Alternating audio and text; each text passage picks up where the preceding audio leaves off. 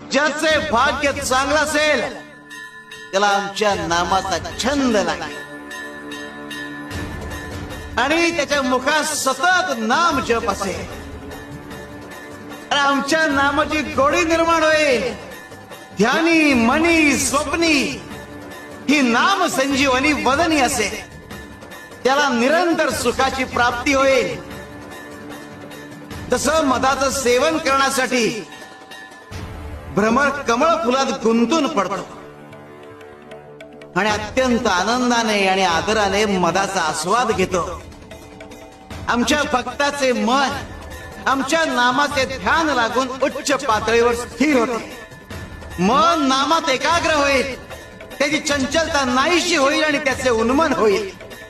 अरे नामस्मरण हेच प्रपंच व परमार्थ साधण्याचे साधन आहे. शिवाय शंकर.